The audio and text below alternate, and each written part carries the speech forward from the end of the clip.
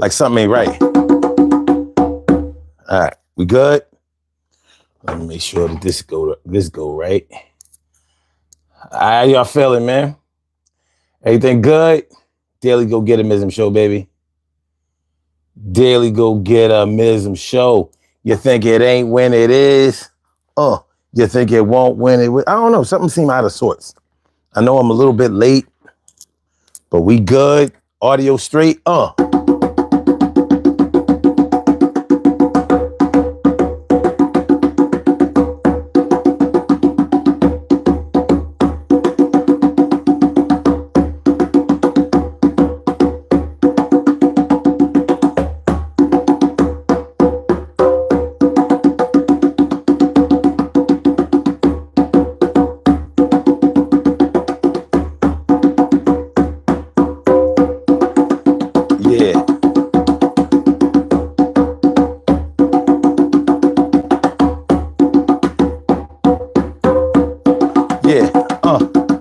Power Monday, baby.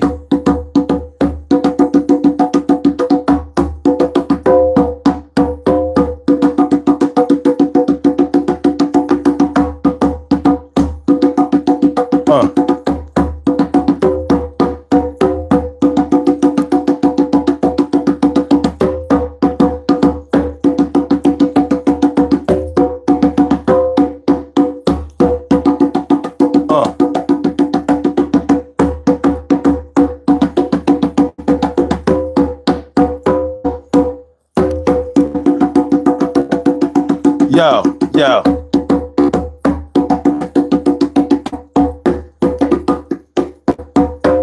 Sorry. I'm telling y'all, I feel out of sorts.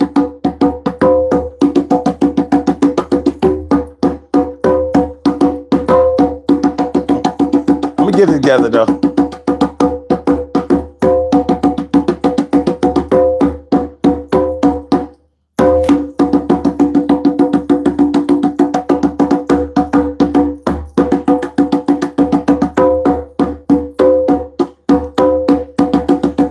Yo, what's going on, y'all? Hold on. I gotta get it together. I gotta get it together. Maybe I need to bring these in a little bit more. They all out of view. Let me put this more over here. All right. Yeah. I'm not beating right. You know what I'm saying? All right.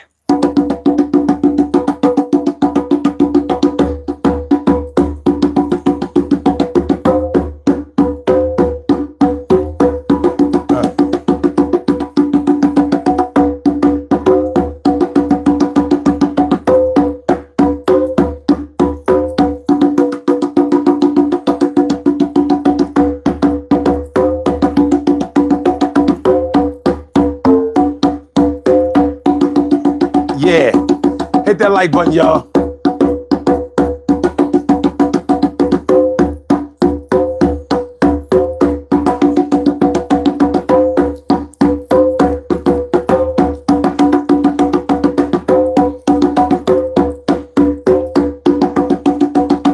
Power Monday, baby.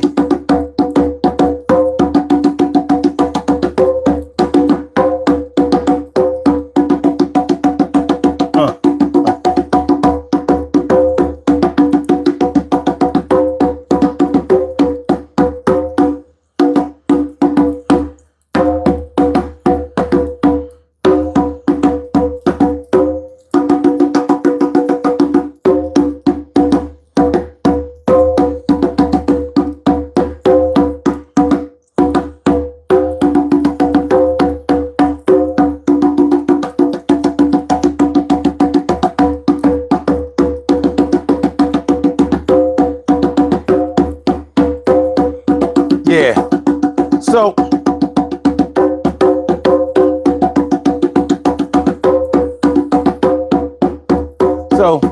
tonight on this Power Monday, on the Daily Go Get a Mism Show, we're gonna talk about people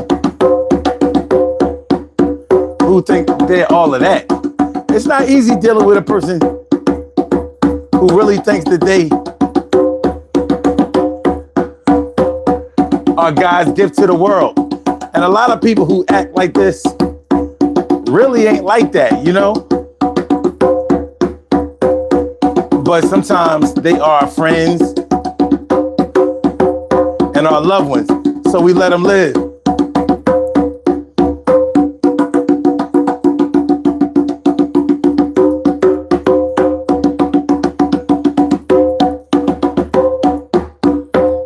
I think this is, it's not beating right. So you know what? Let me get it out of the way. Because it don't sound like it's tuned. It don't sound like it's tuned. So what we gonna do is,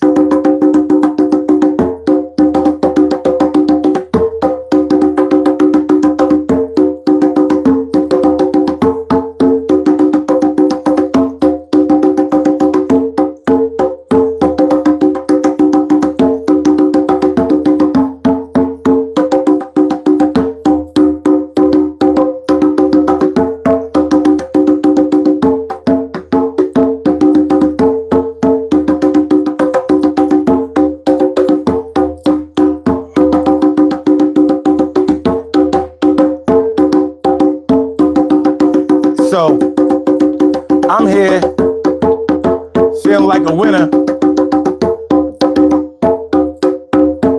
because I'm a Philadelphia Eagle. And I know y'all saw what we did yesterday in walk-off fashion. I'm feeling all right. It was a crazy Monday today, but you know, the days go the way the days go, and it's the same 24 hours, day after day after day. If y'all notice, my voice is a little hoarse. Maybe not all the way, but it's a little hoarse. It was because I went to the Eagles game yesterday, and you know what I mean? We got in that ass comeback win in walk-off fashion. I was feeling real good about that. So, you know, being a Philadelphia Eagle, no, they live up to the hype. And there's nothing in this world like living up to the hype. A lot of people don't do it. A lot of things don't live up to the hype, but they do. And I like that. I like that a lot. How much is a lot? Like this much. Stretch. Shoulder still messed up. It hurts to do this. But this is probably what I need to do. Stretch that much. Got the whole world in his hands. He got the whole wide world in his hands. Yeah, so we came and we did the damn thing yesterday and we took care of business and can't nobody front on that. Well, a lot of people do front on that, but it's all right. What's going on? Stacy White was good. How you feeling? Big V, South Philly. You know, EAGLES, Eagles. Fly, Eagles, fly on the road to victory. Fly, Eagles, fly. Score a touchdown, 1, 2, 3. Hit them low, hit them high. And watch our Eagles fly. Fly, Eagles, fly on the road to victory. And that's how we doing it. So tonight, on this Power Monday, on the Daily Go Getimism Show, we are talking about dealing with people who really think that they are all of that. Dealing with people who really think that they are all of that. That's not an easy thing to deal with. You know what I mean? They might be your brothers or your sisters that you grew up with. They might be your friends that you grew up with, that you had good times with. Hey, man, it's not, it might have been a girlfriend or a boyfriend that you dealt with somewhere along in your life. And, you know, sometimes when people act real conceited and full of themselves and self-centered and all of that, sometimes we have to blame ourselves because we kind of fueled that. Like maybe if they were pretty or handsome or talented or something like that, we made them feel good about that. And there's really nothing bad about paying somebody an honest, sincere compliment about what they do. But some people take it a little too far and they start believing more in themselves than even what people are saying. And a lot of times people are acting like they really all that to mask the insecurities that they really have. You know what I mean? Sometimes they act like they all of that to mask the insecurity that they have. So if you've ever been involved, closely involved with a man or a woman romantically that really thought that they were all of that, you know how exhausting that shit can be. And we going to listen, we going to go deep into this topic because it really is a deep topic when you start to get into it. On the surface, it just sounds like, you know, we might be hating or something like that. And some people might say, oh, you just hating, oh, you know what I mean? Ain't nothing wrong with self-confidence, and there really isn't. There's nothing wrong with self-confidence at all. But you should have self-confidence when you have confidence in the self that is valid. You know what I mean? And there are a lot of people who are good at things, talented at things, or great at things, and you don't hear them going around talking about themselves or always trying to big themselves up or promoting themselves, over promoting themselves, being obnoxious, really taking it to the point where you don't really want to be around them so much. So when you are talking about a person who really thinks that they're all of that, you might be talking about somebody that really ain't all of that, and that you have allowed to believe that they are good because you knew that behind all of that braggadocio and that persona and that veil of self-confidence, you know that they really didn't have a lot of self-confidence at all. And you probably didn't want to hurt their little fragile ego because you figure, well, I can put up with this. Not everybody is going to put up with this, but I can. So let's get this hardware out of the way, shall we? Let's get the hardware out of the way, and then we can have this conversation the right way. Yes, dealing with people or dealing with someone who thinks that they are all that. All that. All that in a bag of chips, as they used to say back in the day. All that in a bag of chips, as they used to say back in the day. Let me get dressed. Let me put on my proper attire. Put on my uniform. Let me get right. Get the cow bones out. My struggle beads. Struggle beads. Give me power. Power, son. Mad power. Let's get into this powerful stance right here. T. Carry right, morning, noon, and night. It's always great to have my peoples going directly into your sight. And Jeff Sprayberry, what's going on, sir? How you feeling tonight? How you feeling tonight? I hope you're feeling good, real good. But yeah, dealing with someone who really thinks that they all of that. Man, have I got stories. You know,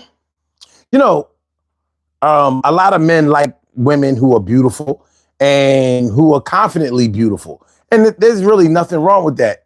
But sometimes you might, be enthralled. You might be enamored. You might really be smitten with a chick who is beautiful or who is cute, but believes that she's a little bit cuter than she is. A little bit. And in the beginning, while, it's the honeymoon stage and you really just trying to get in because you want to be with the chick, it might be cool until you realize how much praise that this chick needs on a daily basis. Like you gotta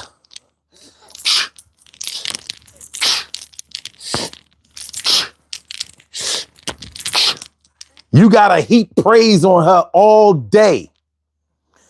And there have been women who have dealt with men who are the same way. Now you thinking like, what kind of man would act like they are all of that around a woman or whatever? That ain't no masculine way to be. It may not be, but it may be the authentic way, their authentic self. But is it really authentic? Maybe authentic is not the word to use, because I'm really just trying to say that that's the way that they conduct themselves. That's who they are. But I'm sure that they weren't all, that way at all times in their lives. But by the time you got around them, or around the time you found them, or were introduced to them, or met them, or however it goes, yeah, they were fully into acting like they the shit. And you're like, yeah, you cute and all of that, or you're talented and all of that, but you ain't, come on now. You're not the best. Now, if you've ever dealt with somebody that really thought that they were prettier than everybody else, and didn't mind saying it. And I have been a, God damn it, I'm gonna get you. Did I get it? I did. Bitch ass.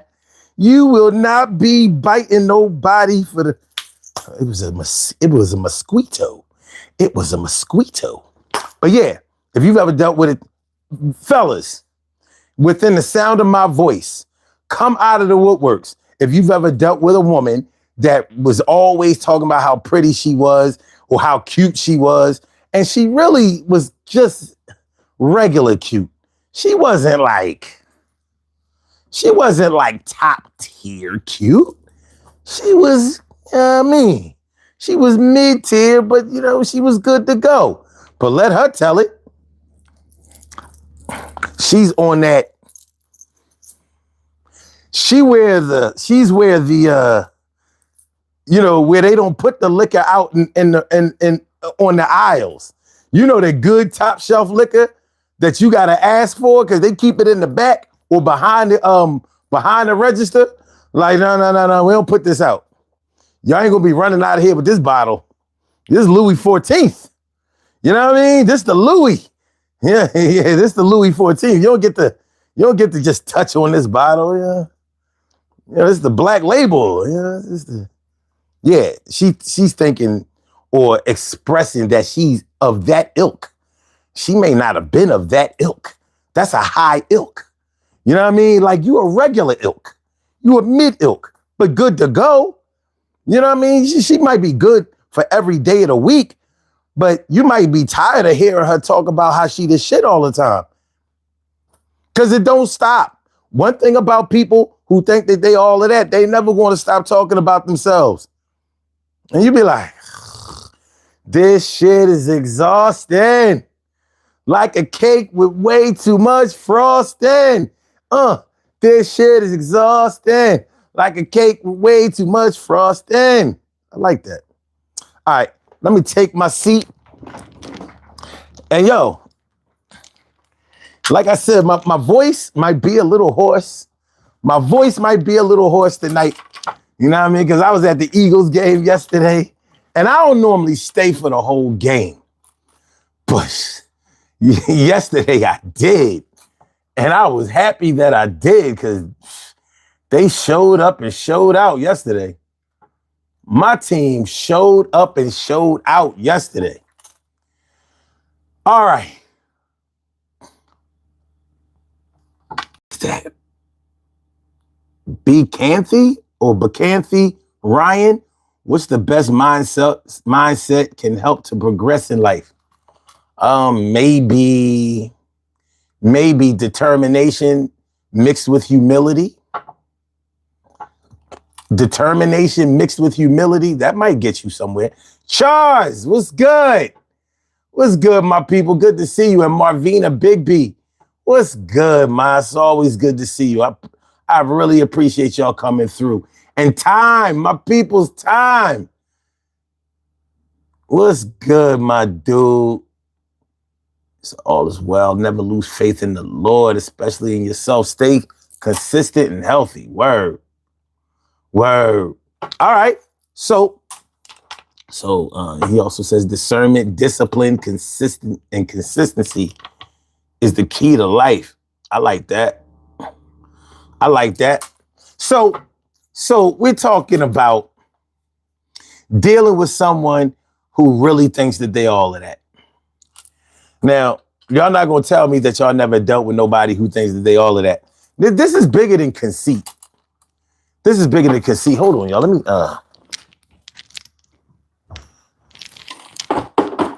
Let me get my trusty fan in on the game.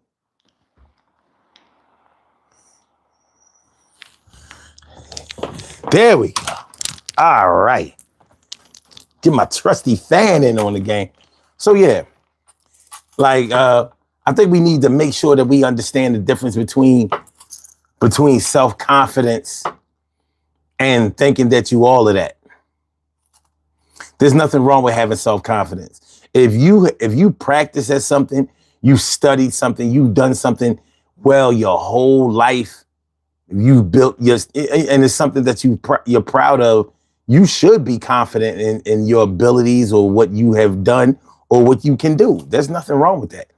But that's different from thinking that you are all of that.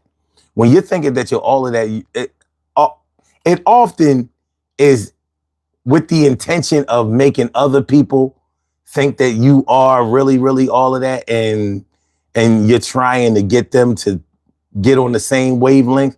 So a lot of people who think that they're all of that or who act that way are really craving and starving for attention.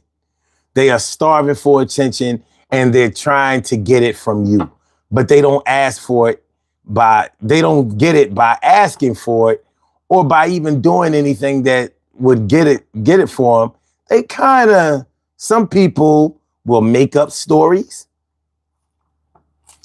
Some people will exaggerate or embellish stories that really have happened. You know what I mean.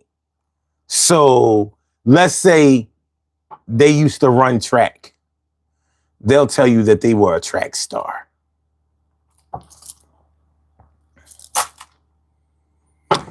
Let's say they used to run track, but they'll tell you that they were a track star.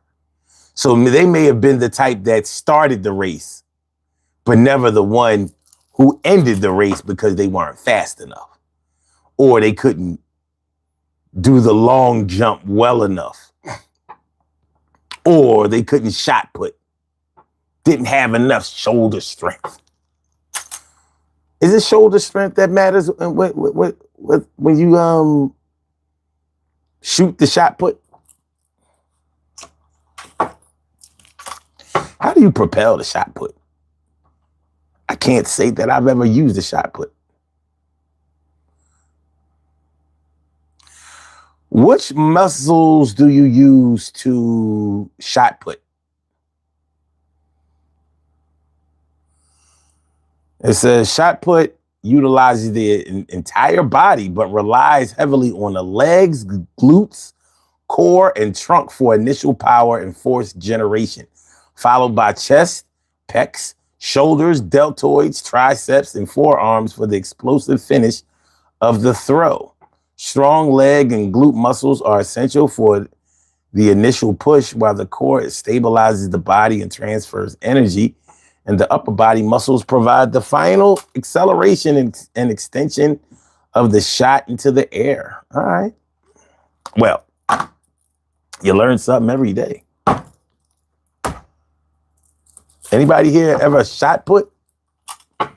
You know what I mean? You know, we didn't shot put around the way very much.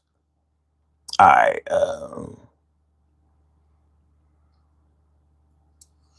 Stacy says, I've never been around somebody that thought they was all that. Really? I certainly have. Ricky Cranium, pretty much all of them. Oh, all the muscles? Okay. Yeah, that's what it said. Shot put. Use the whole body. And now, you know, for those who never did it, it looks like it's just all arm and shoulder. But yeah, I guess in order to get the force that's needed to really propel that thing, you probably, yeah, I can see how it's pretty much a full body activity. Who would have thought that using the shot put, and I'm saying using the shot put because I don't know if it's shot putting. Is that what you're doing? Like I was shot putting. I don't, you know. Anyway, you would think that it looks like, you know, you're just using your arm and your shoulders, but shot putting, I guess, is sort of like swimming. You know how they say when you swim, you use every muscle in your body, which makes sense. In order to get through that water, it's definitely more than just arms and legs. Any drowning person will tell you that. Help, help, help, help. Yeah. But dealing with somebody who thinks that they're all of that, a lot of times, like I was saying, it's to mask a lot of the insecurity that they might have. You know, you're dealing with somebody who may have gone through times in their lives where they were teased, where they were ridiculed, where they were put down, where they may not have ever had praise heaped onto them. See, a lot of people think that when somebody thinks that they're all of that, they think that they're all of that because somebody has enabled that. They think that they're all of that because somebody has, too many people have told them that they were cute. Too many people told them that they were handsome. Too many people told them that they were this, that, and the third, that they were great. It's not always that way.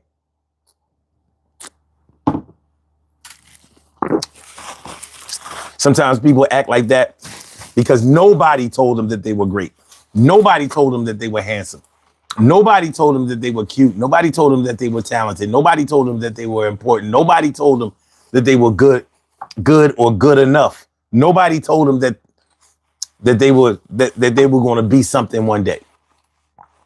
And this is kind of their way of, crying out for attention. But it's in the most obnoxious way. And that's the thing. It's in the most obnoxious way. And you trying to ground them. Like, come on, man. You ain't got to act like that. You ain't got to act like that. Jesus died for kid sins. Oh, our sins. I was about to say. Now I got to find out what a kid sin is.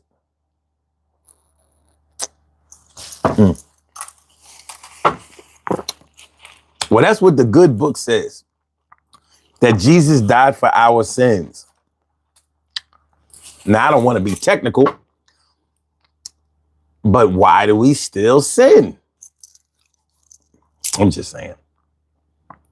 Just saying, But anyway, yeah. Dealing with somebody that thinks, or somebody who thinks that they're all of that, it can drain you a little bit because they might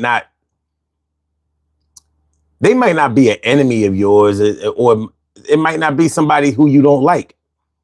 A lot of times the most draining part about it is that it's somebody who you do like, and somebody that it's somebody whose feelings that you're really trying to protect.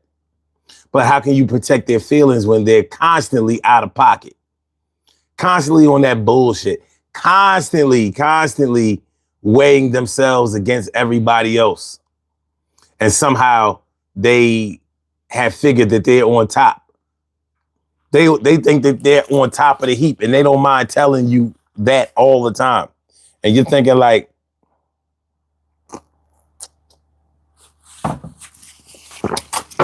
I'm not sure if I'm feeling the same way. Not sure. As a matter of fact, I'm pretty sure that I'm not really there with you. I'm pretty sure that I'm not there with you, but I'm going to try. I'm going to try. Yo, who played Monday Night Football tonight? Who played tonight? Hold on.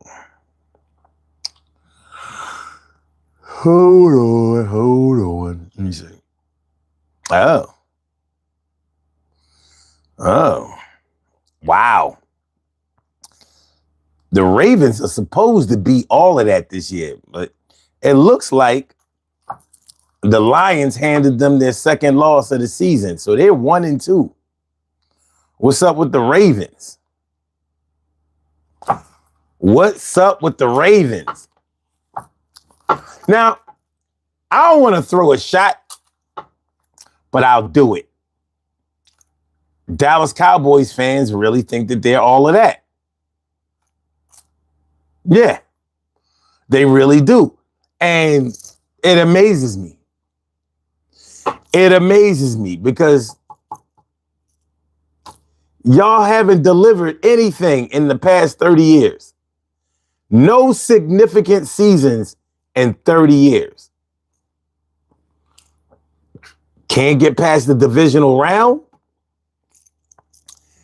Definitely not going to any NFC championships. And if you can't get to any NFC championships, you can't get to a Super Bowl.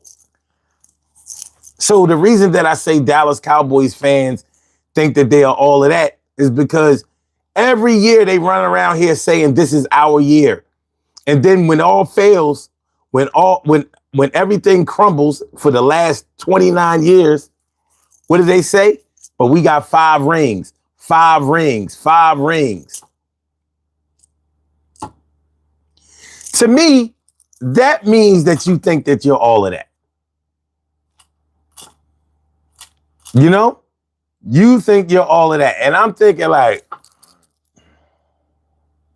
well, it's not themselves that they think are all of that, but they think that their team is all of that. And I'm like, well, this is the perfect example of what we're talking about tonight. Dealing with someone who thinks that they're all of that. How can you think that your team is all of that? And for 29 straight years, you haven't been able to get past the wild card round of the playoffs. How can you be all of that? How? How?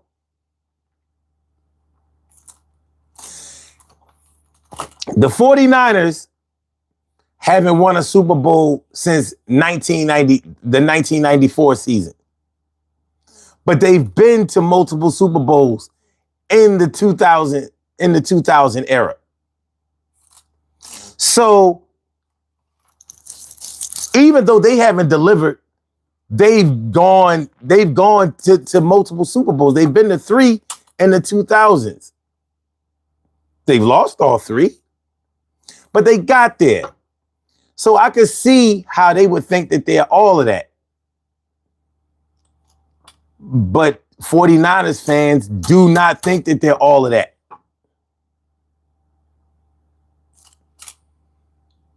Thanks, Tom. I appreciate you. Yeah. 49ers fans don't think that they're all of that. Even Patriots fans, with all of those damn Super Bowls they won in the 2000s, what they won, 6? No. The Patriots have been to more Super Bowls than any team, or is it Denver? Denver has been to a lot of Super Bowls, man.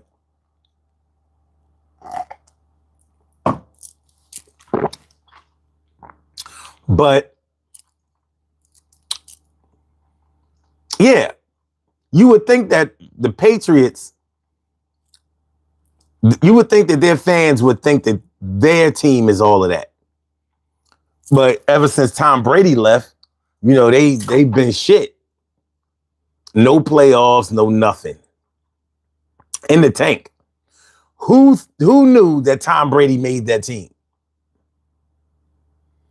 Speaking of Tom Brady, when he was playing, he really thought he was all of that. It was warranted. As much as I hate to say it, as even worse as I hate that it was true, he's the GOAT. He was the GOAT. Nobody won like Tom Brady did. Nobody won like Tom Brady did. That shit was off the chain.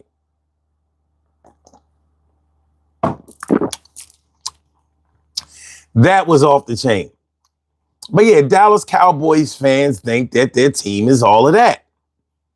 And unless your team is the Dallas Cowboys, you be looking at them, scratching your head like, what are you talking about? I have a friend of mine, close friend of mine. He's a Chicago Bears fan and a Philadelphia Eagles hater. Lives in Philly. Lives in the city of Philadelphia. Has always hated on the Philadelphia Eagles. Now, his thing used to be, y'all don't have no rings. Y'all don't have no rings. Now, you know that the Chicago Bears only have 1 Super Bowl ring. I think they have some other championships. Let me see. How many championship rings do they? But they only won that 1985 Super Bowl. How many championship rings do the Chicago Bears have? Well, damn. 9. 9. Yeah, the Bears did used to be all of that back in the day. Man, back in them Packers days, they was doing mad work. Chicago Bears have won a total of 9 NFL championships, which includes 8 pre-Super Bowl era championships and 1 Super Bowl title. Damn. Well,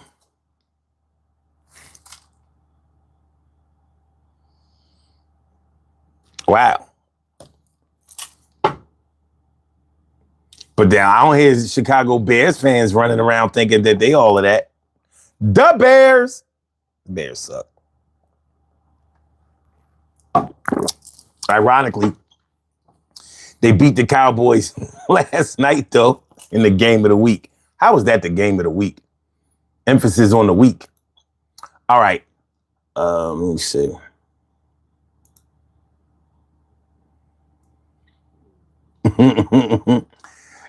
Tom says you can take all the shots at the Dallas Cowgirls. I thank you, sir, because I will continue to do that. Stacy says, I just wanted to look in on you tonight because I didn't see you yesterday. Please be safe. Well, I appreciate you, Stacy. Stace, do the damn thing. Get your rest. All right. Tom says, it's like when the Red Sox traded Babe Ruth and my pops was giving me the history on that. And that's why the Red Sox was cursed trading Micah to Dallas. Well, will be cursed just like the Red Sox was. Well, who did they trade 29 years ago that got them this 30-year drought? That's what I want to know. Because I don't see how they could be further cursed. They wasn't sniffing no Super Bowl this year, even if Micah was there. Micah can't stop the run. He's a pass rusher. A very, very, very good pass rusher. Generational talent, as they call him. But he can't stop the run. He's ineffective when it comes to rundowns. And Green Bay lost.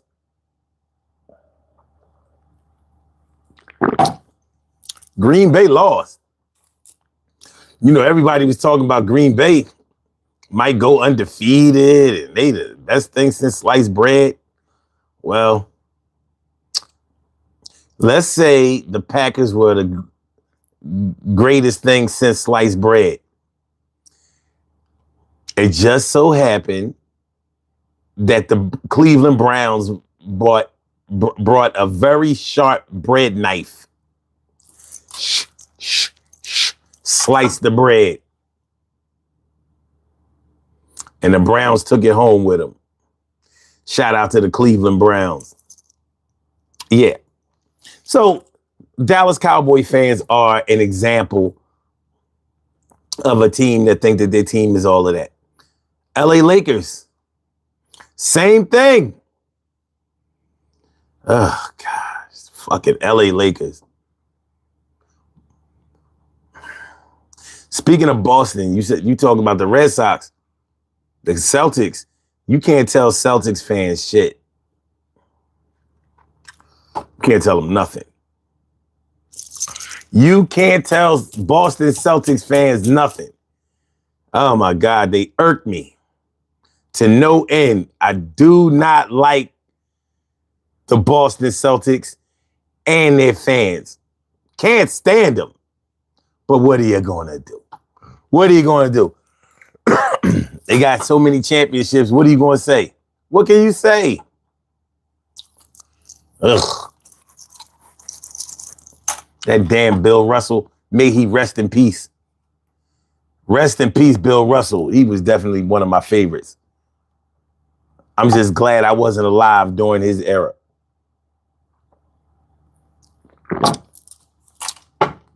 Because I'm sure I wouldn't have liked the Boston Celtics at any era, you know, me being from Philly.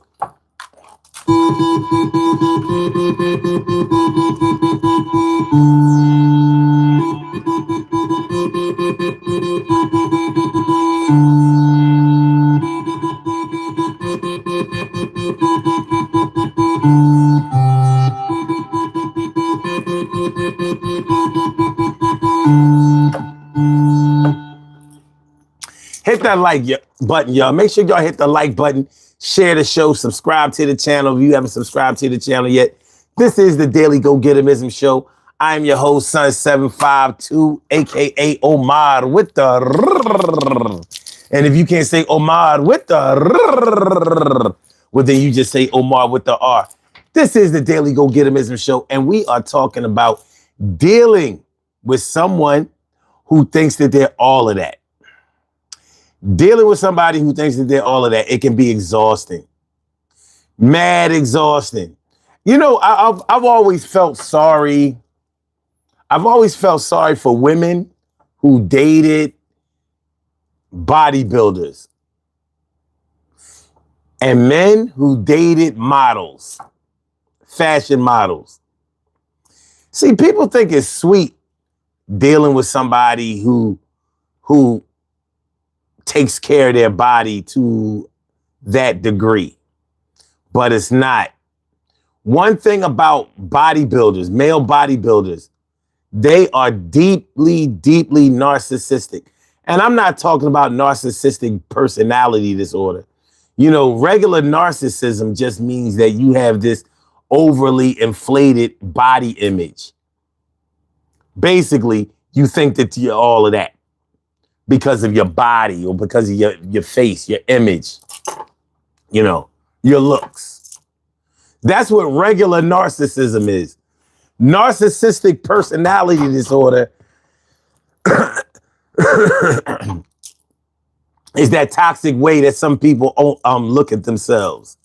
So, you know, we need to make that distinction. What's going on, my peoples? Jay Sloan. Jay Sloan is all up in the house. What's going on, my dude? What's good? Marvina says, ironically, I live in the home of sliced bread. You don't say. You don't say. My man Jay Sloan says, the Cowboys and the Lakers are the perpetual poster boys for this topic. All of them and their bootlickers can kick rocks. Man, thank you, Jay. Because Cowboys fans, Duke basketball fans, Dallas Cowboys fans, Duke basketball fans, and LA Lakers fans. I'd be like,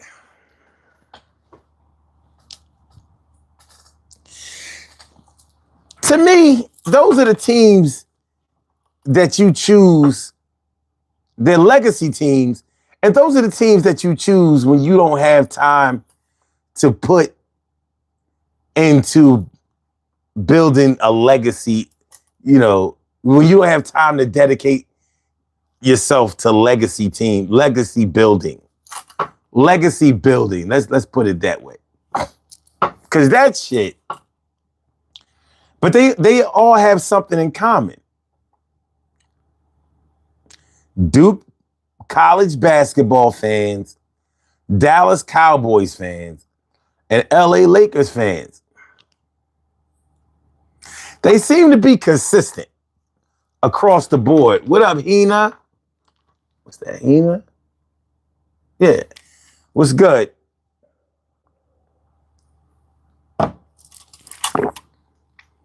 Oh, shit.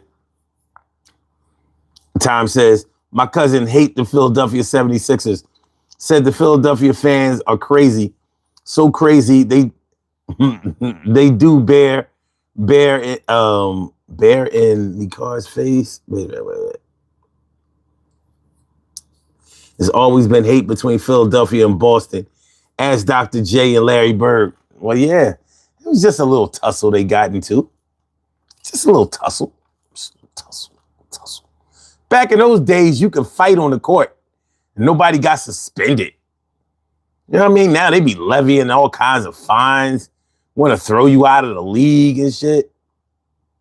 You know what I mean? It's kind of crazy. It's not a good look. You know what I mean? So, used to be all out brawls back in basketball back in the day. It's almost like hockey. Bully ball. The bad boys of the 80s.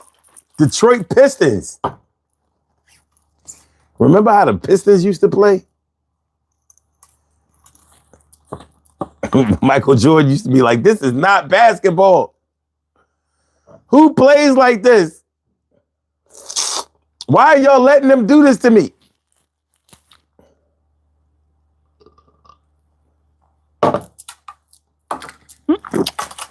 Well, he sure showed them.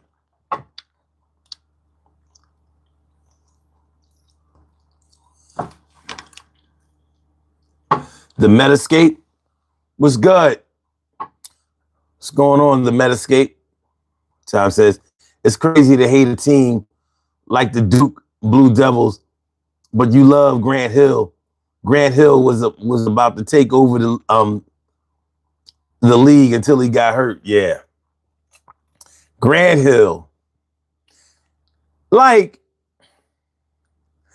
Grant Hill is the best thing that ever came out of Duke. Because Duke players didn't do good in the NBA. They did great at Duke.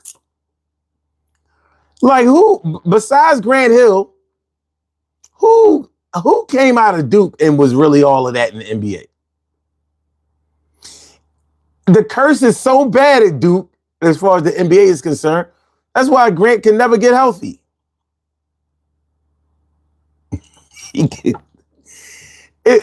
His whole career was a what if. Because you're right, he was looking hella when he came out. But it's the Duke curse. Look at Bobby Hurley. Christian Laettner the year before. I'll never forget Christian Laettner for what he did to the running Rebels. What he did to Larry Johnson, Stacey Augmon. This shit was disgusting. Disgusting.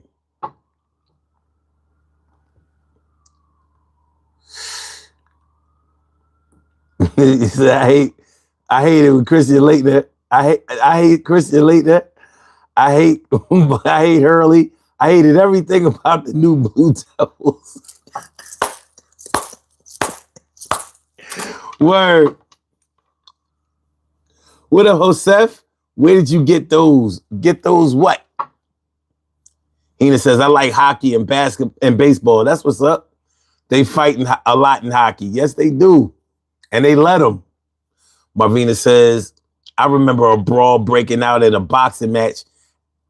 And remember who was boxing though. Tom says, the only person right now is Jason Tatum. Okay, yeah. And maybe Cooper Flagg because Zion Williamson is a tragedy. Yeah, well, it's the old Duke curse.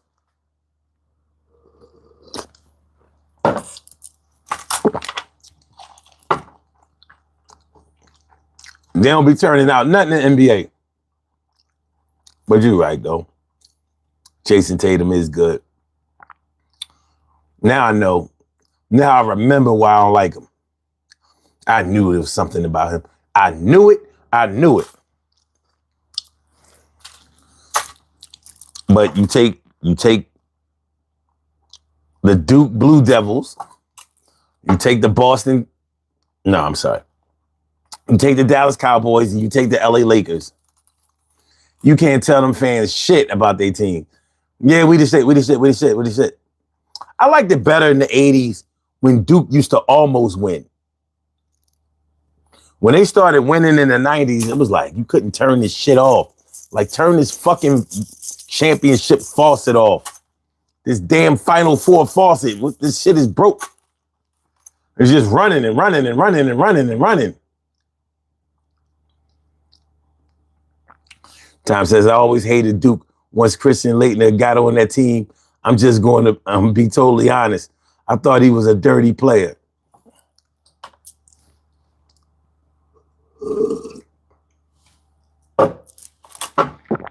You know,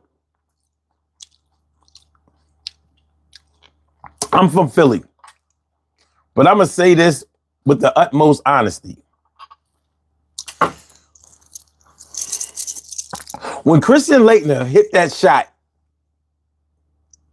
and killed UNLV in 91, that was like when Villanova beat John Thompson and the Georgetown Hoyas in 85.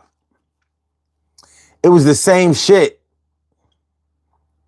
Because you know damn well that Villanova ain't have no business winning that game. No business.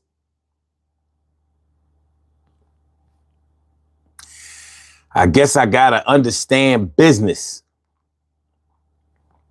But that's what Christian Laettner reminded me of. Now, you know, that 85 Villanova team, they was all coked up and all of that kind of shit. It, you know.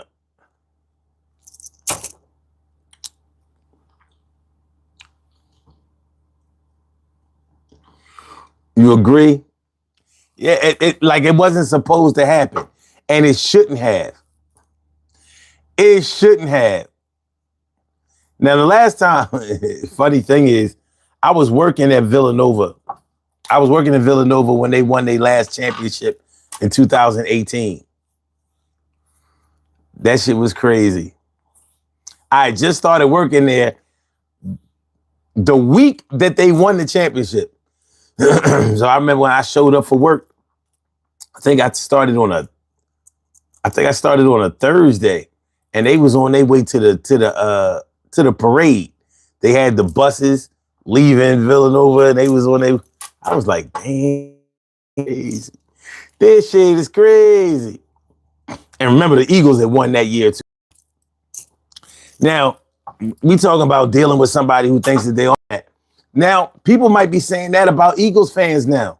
They say we the most obnoxious, but I don't think that they say that we think that our team is all of that, because we have to fight for everything. We gritty. People don't be picking the Eagles to do nothing.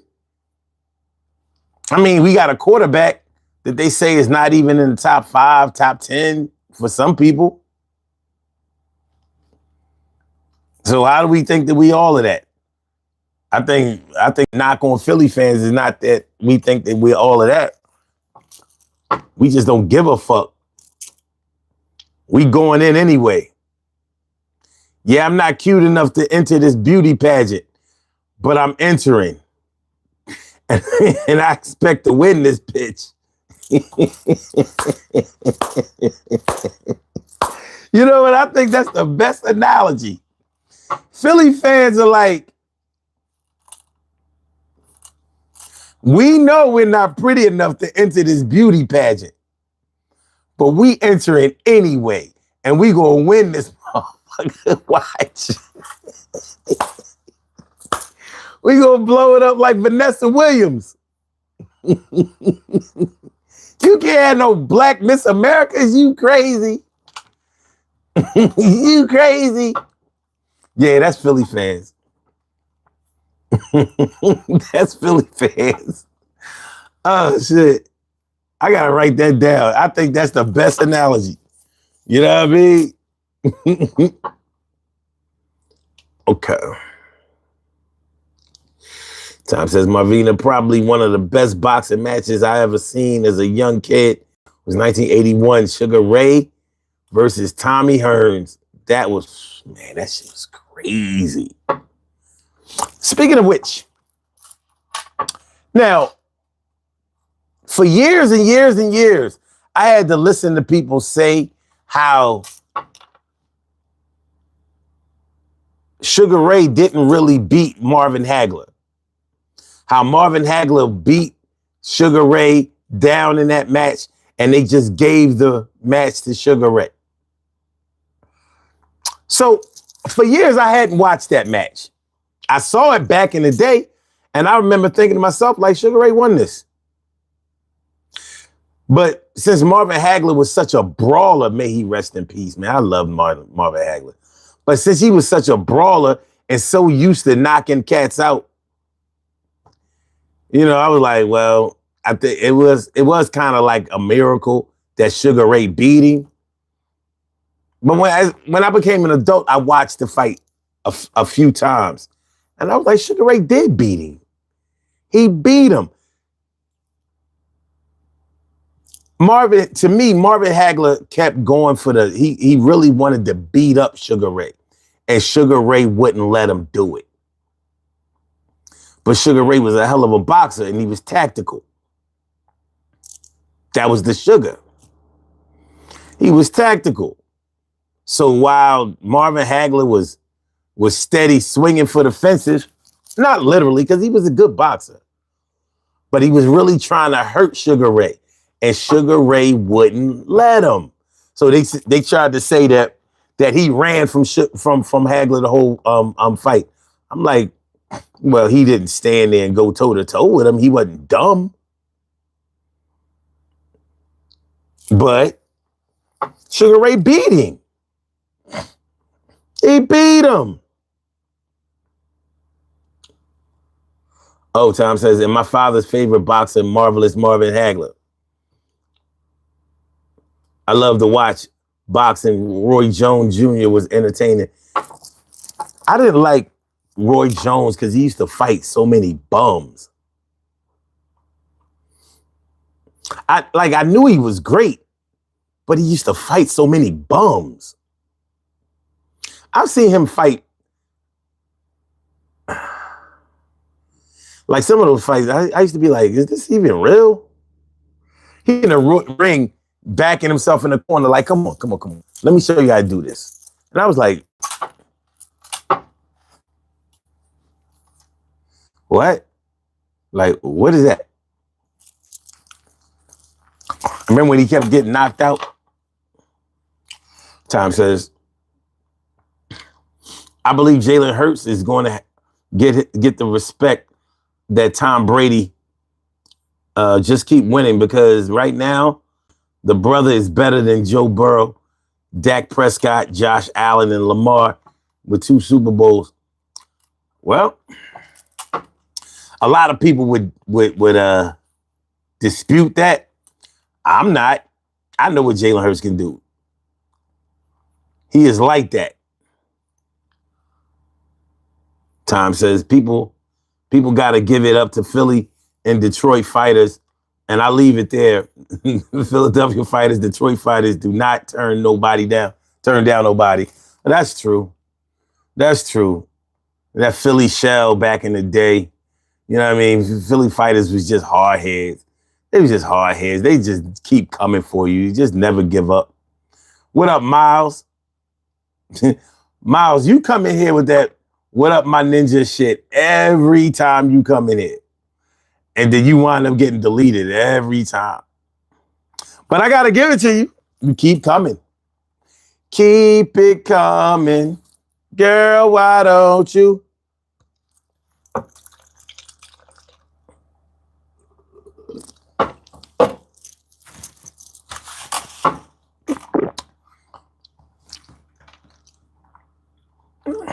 Yo, my man Propucio was good, Senor Sanchez. All right, so tonight we're talking about dealing with somebody who thinks that they all of that. Dealing with somebody who thinks that they're all of that. So we wasn't talking about anybody specific right now. Right now we were going real general and talking about how Dallas Cowboys fans think that their team is all of that. And they kind of think that they're all of that too. You know? Yeah, anytime that conversation about playoff wins or regular season wins or modern day Super Bowls come up and they start talking about 5 rings. I got 5 rings. I got 5 for 5 for 5 for 5. It's kind of crazy. What up, Wes? What's good? Tom says there's something about Hurts that I see a lot of Tom Brady and their brother, wait, and their brother, his mental fortitude. Oh, the brother, his mental fortitude. He has a strong will to win.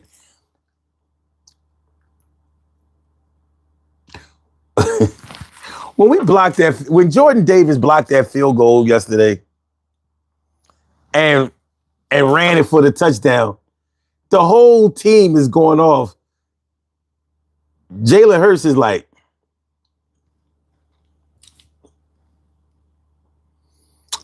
somebody dropped a pencil. Jalen Hurts is a demon. You hear me? A demon. He denies himself joy.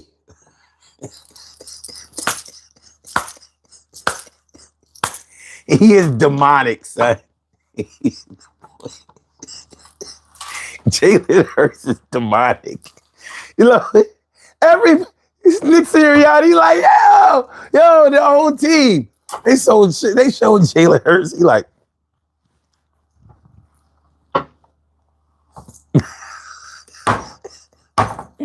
I wasn't ready. Life has not prepared me for this shit. For real.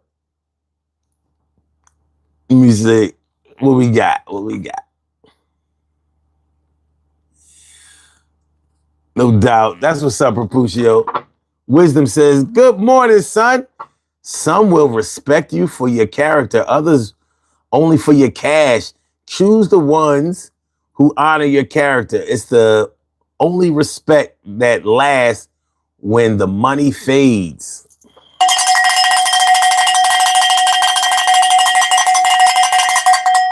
I could definitely rock with that. Time says, you seen him, son, says something about his mind. This is what we are supposed to do as a football team. And he don't care about no numbers. He cares about winning. Let's get ready for that's all he cares. I'm like, damn, Jalen, can't we have some fun? We just won. We ain't got to practice till tomorrow. Can we at least go get a beer? You know what I mean? Can we pop a bottle? Jalen Hurts like, well, no, because I'm thinking, you know, this week was this week, but we almost at next week. So we got to be prepared to make sure that this week coincides with next week so we can get the same results as the prior weeks. We might be undefeated now, but we're not undefeated in life. So life goes on and we need to live. Oh, Hina says, what type of necklace is that? Well, these are what I call struggle beads. Struggle beads. So they're made of cow bones. Cow bone necklaces. Now, check it out. I have more.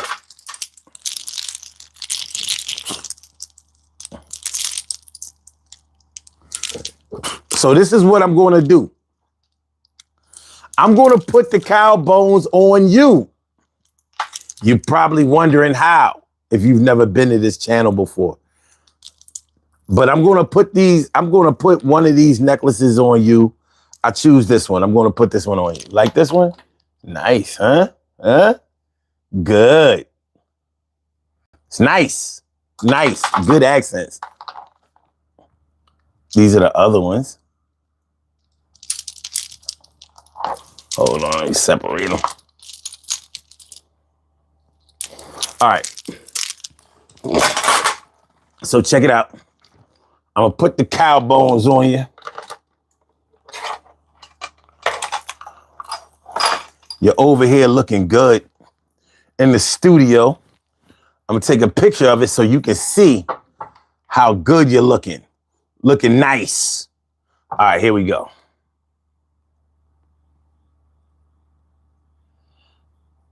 All right. Look at it. Looky here. Looking good. Looking real good. You know what I'm saying? Not the one in the middle. That's you with the necklace on. Looking good. Real good. Huh? Ladies, you're looking beautiful. You're looking sweet. You're looking elegant. You're looking pretty. You're looking so sexy. Brothers, you're looking suave. You're looking debonair. You're looking handsome. Fly guys in the house. That's what's up. You know what I mean? Everybody taking home somebody tonight. That's what I'm talking about. You know what I mean? Yes, yes, yes, y'all. Yes, yes, y'all. And you don't stop. All right. Struggle beads. Now, I call them struggle beads because I was a teenager in the 80s and it wasn't easy getting through those years. And so, you know, the necklaces are big like Dookie ropes were. Like Dookie ropes were. So I got these designed. You know what I'm saying? You know what I mean? So that's how we rock.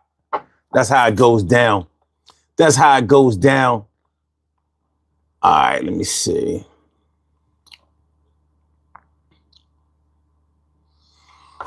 All right, Marvina. See you when you come back. And if I don't see you again, be safe wherever you go. And thank you. Tom says, was Hurst raised by a military father? Because I remember when I used to play for people like, and be like, when I used to play, I guess you mean like play for with those people, and you'd be like, loosen up a little. Oh, and people be like, oh, you had a military father. And used to play, and people be like, loosen up a little. When you go to battle, and it's hard to shut that off. Well, his father was his football coach. I don't know if he ever went to the military, but he was his football coach. So in high school, he had more than just a relationship with his football coach. His football coach was his actual dad. So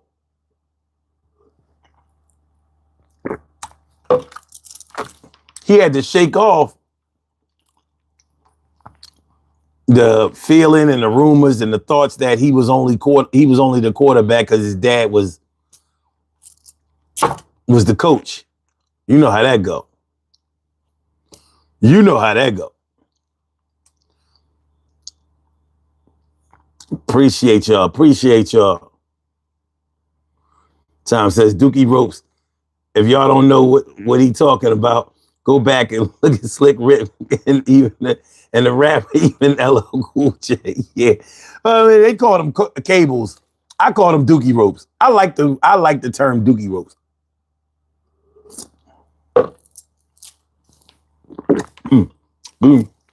Excuse me, y'all.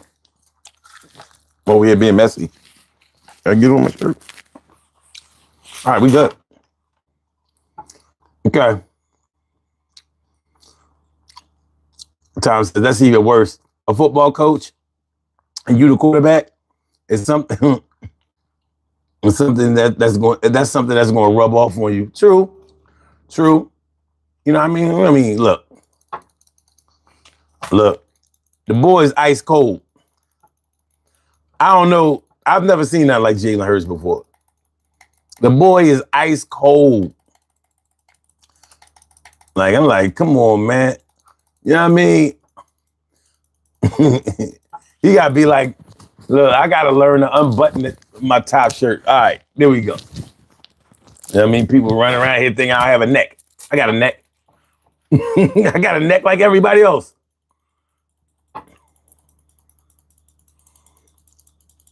He said, I be ice cold too on how the league and the media treats black quarterbacks. So I would be the same way. Yeah, well, you know, they said that Jalen Hurts would never be able to win a Super Bowl.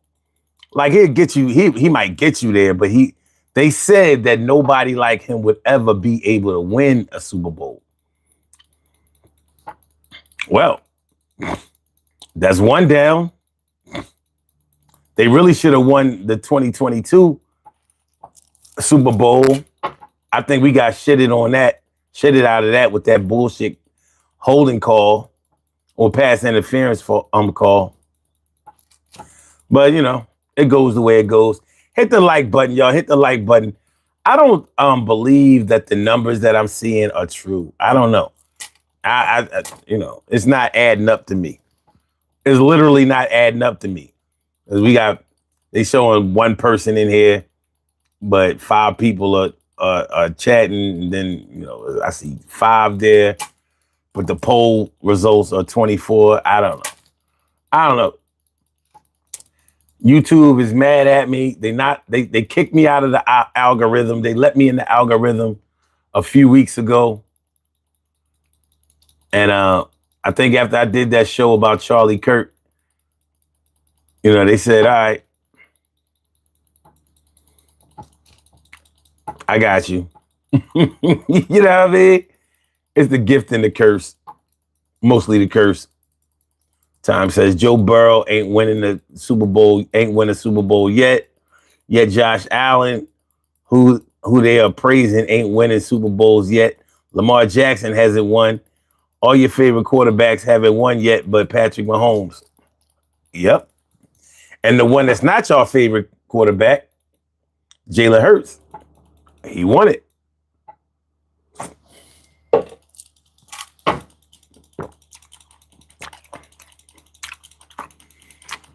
But they say,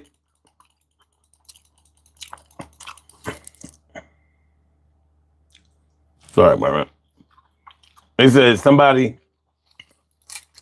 with his kind of skill set would never win a Super Bowl.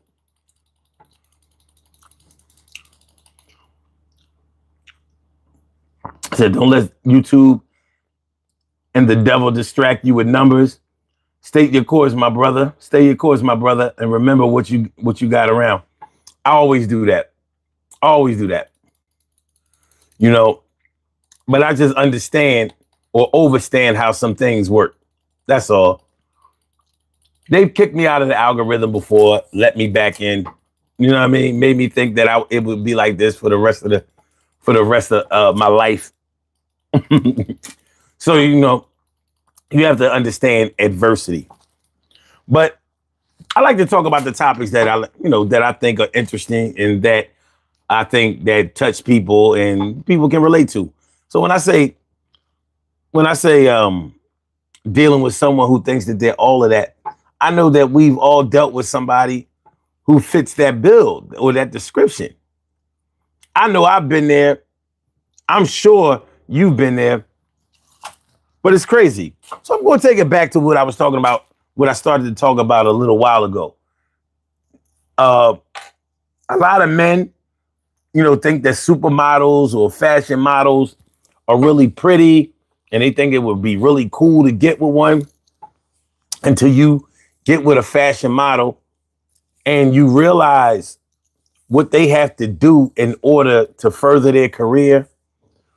And you realize how incredibly insecure they are and how you have to promote them and praise them at every turn. And you probably didn't know that it was going to be like that.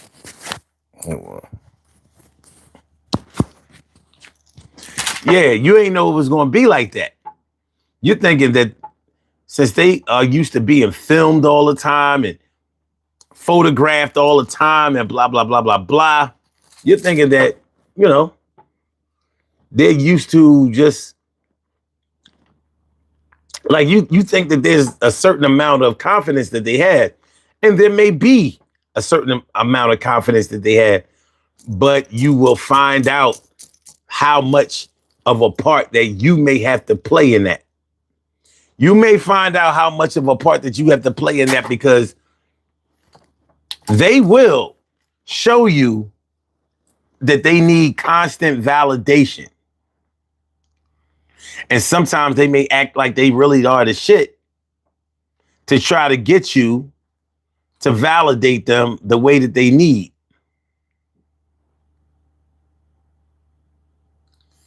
You know, they're trying to get you involved. They're trying to get the team involved in order for you to, you know, tell them that they're so pretty or they're so great or they're so talented or they are just the, you know, the finest thing, the best thing and blah, blah, blah, blah, blah.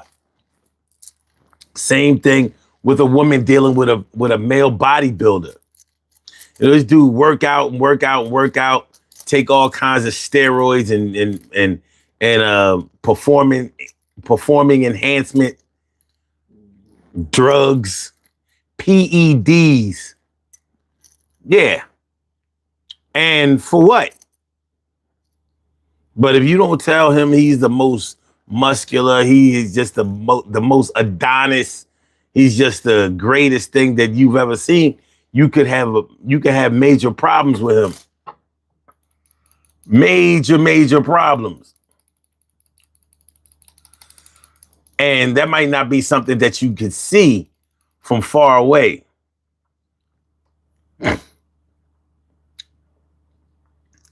Marvina says, my husband was a Raiders fan. He hated Patrick Mahomes. It was funny to me. It made no sense. Patrick Mahomes ain't hard to hate. That voice, I don't know. Like, I don't know. I'll tell you something. Patrick Mahomes is not easy to beat. He's not. He's slippery. He's slippery. Tom says David Justice had the most beautifulest women in the world. David Justice mother said that she can't cook and clean. She can't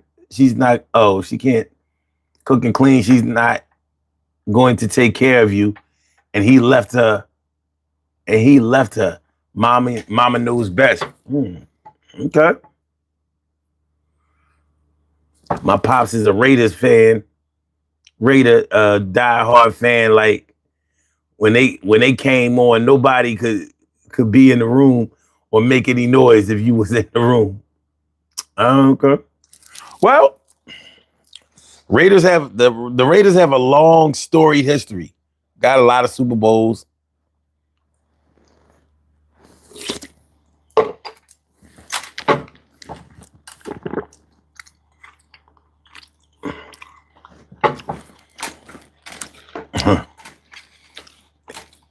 I know I'll never forget when they beat the Eagles in the Super Bowl.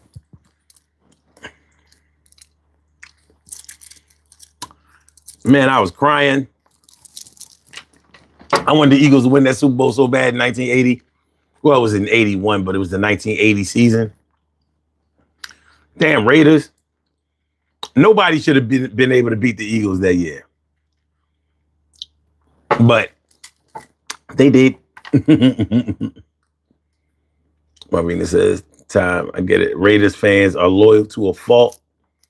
Tom says, I believe the Raider fans are the most diehard fans in the world. Even when their team is terrible, they still think that their team is the best. You don't get no more loyal than that. I don't know. I'll put Eagles fans up against anybody. Talk about down years, especially those years when we didn't win a Super Bowl. We not like the Cleveland Browns that never sniffed it. Like we sniffed it. Rolled around in it. That's tough. That's tough. But you're right though. Raiders fans are loyal. I just don't understand how, with a fan base like the Raiders, how you've been able to move that team so many times. They've been the Oakland Raiders, the LA Raiders, back to Oakland, and now they the Las Vegas Raiders? Come on, man. That's the LV Raiders? Who asked for that? I mean, real shit. Who asked for that? But I don't know.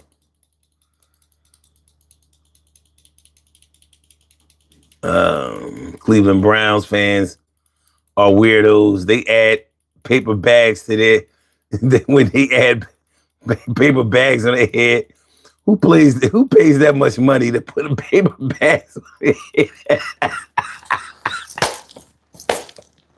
You know, I never looked at it that way.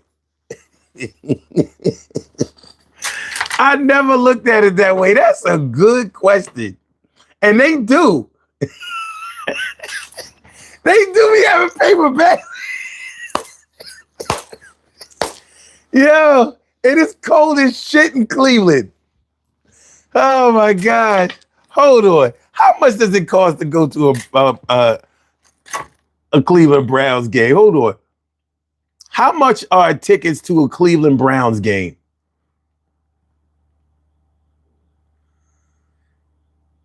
Get the fuck out of here. What? Cleveland Browns tickets vary greatly in price, but you can expect to pay anywhere from $15 to $400 for a single regular season game, with preseason tickets being much cheaper, sometimes as low as $15. Season tickets start, what? Season tickets start around $477, while premium seats or special event seats are significantly more expensive. $477 for season tickets? And you can get them? You'll never, listen, I'm a season ticket holder for the Eagles. I got them in 98 because there was a window there when they weren't doing good after the Ray Rhodes era, and rest in peace to Ray Rhodes. That's when I got season tickets. If I let those season tickets go, I'm never getting them back. Ever. But I wanted to see how much it costs to go to a Cleveland Browns game, because I know it has to be cheap because they are bad. And you find low ticket prices when teams are bad. And Cleveland Browns, they don't never really. Yeah, it's got to be tough being a Cleveland Browns fan. $400, $477 for season tickets. For $477, you ain't getting no season tickets to no Eagles. That's one game. $477, that's one game. And those might be all the way up the top end zone seats. Let me see something. Let me see if this shit has any validity. How much does it cost to go to a Philadelphia Eagles game? Oh, yeah, they bugging the fuck out. Because they say the cost of a Philadelphia Eagles game can vary greatly, with individual tickets potentially ranging from $15 to $500 or more. Oh, yeah, that's wrong. Yeah, that's wrong. You ain't getting no Eagles game for no $50. Nowhere near it. You ain't getting nowhere near in that stadium for that. Not at all.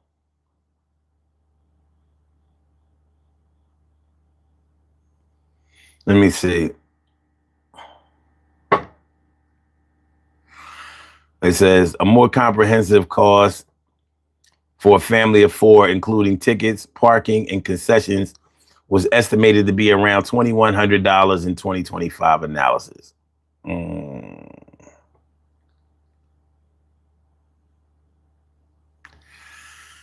They don't mention nothing about no season tickets on this shit because they know you can't get in there. You cannot get you that list. First of all, the stadium don't even hold 70,000 people, but they got a 70,000 person waiting list. So we need a stadium for people to watch the game and a whole different stadium for people who want season tickets. They should make a whole waiting list stadium and play the game in AI.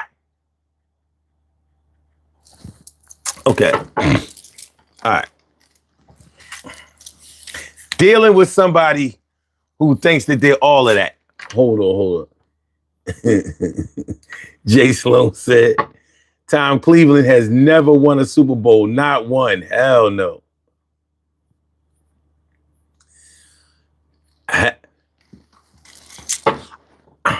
I don't know.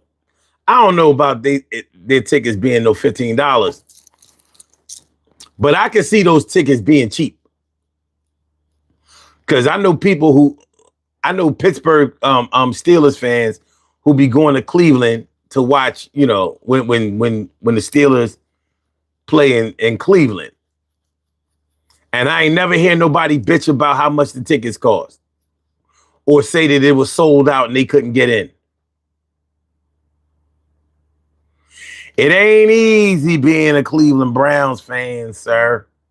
It ain't easy. That shit is not for the weak.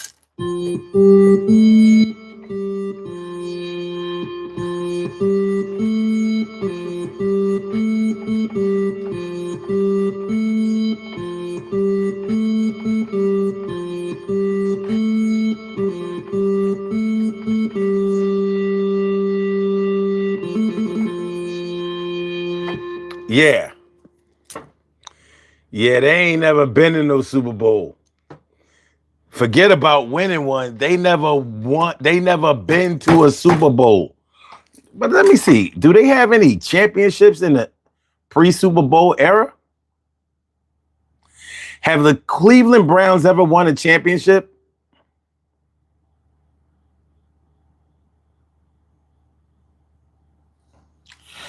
Well, all right. They have 4. 1950, 1954, 1955, and 1964. Wait. Wait. 1946, 1947, 48, and 49. Those were the league championships, AAFC. NFL championships pre-1970, 1950, 54, 55, and 64.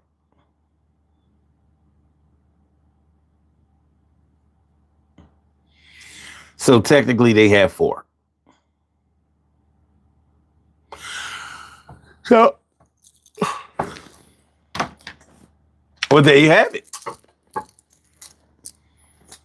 There you have it.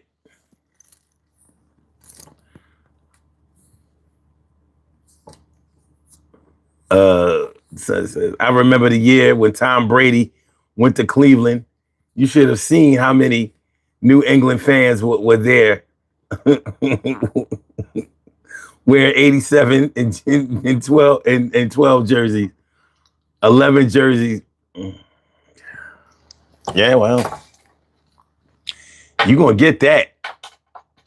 I didn't know Patriots fans travel like that though. It shouldn't surprise. I mean, man, let the Eagles win another Super Bowl. We're gonna be the straight topic of this show. You know, thinking that somebody's all that. You're not gonna be able to tell Eagles fans shit after that 3rd Super Bowl. All of us are gonna be like, well, we can all die now. We waited all our lives for this shit. I never thought I would see 3. I was good with the 1. Then y'all added on the 2, and y'all done 3. Oh, all right. I could die of natural causes. I'm good. Like I'm totally all right with that. That's how Eagles fans gonna be. Real trap. See, heart attack serious. But we still here. But yeah, dealing with somebody who thinks that they're all of that. Now, I'm gonna go to the poll because we got 24 votes. Let's see what it's hitting for. What is the most obnoxious thing about people who think that they are all that? 21% says them talking about what they can do all the time. And 17% says their sexual conquest or their looks. I'm so pretty. You're so pretty. And 42% says them talking about their money. Yeah. And 21% says thinking that everyone wants them. Ugh. Oh, yeah, I could have had her if I wanted her. One day it's gonna be me and her because I can do anything and it occurs to me that hers is me. Yeah, that's mine. I'm like this because the sun always shines, baby. And I know that she wants me and it's driving me crazy and it's going to be like that, energetic or lazy. It won't faze me.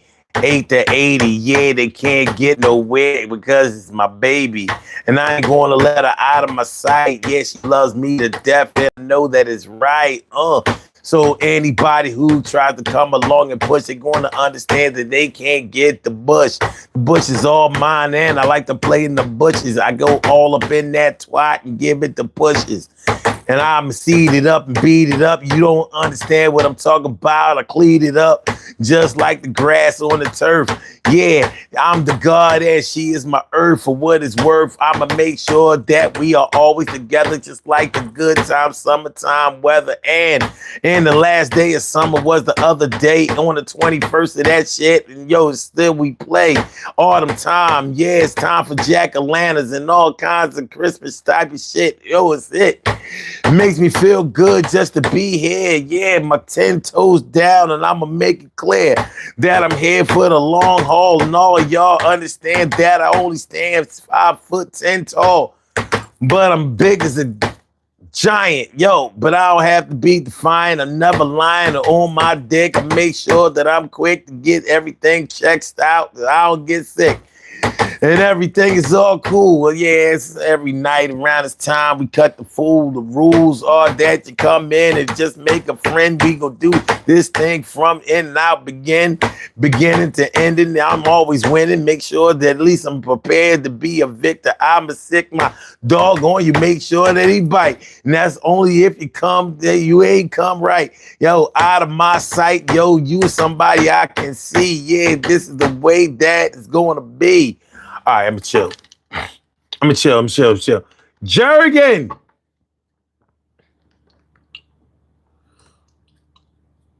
Jerrigan says, if you know you're all that in some type of way, we say it all the time.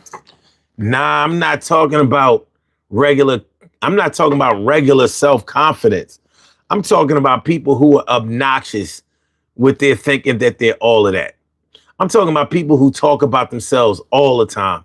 I'm talking about people who always try to bring unnecessary attention to themselves. I'm talking about people who are always talking about how much money they have or what they used to do before or what they can do or how nobody else can compare to them or like they're the best at everything. And the thing about these people that I'm talking about when they act this way is that they never seem to acknowledge or understand that there's always somebody who is better than them.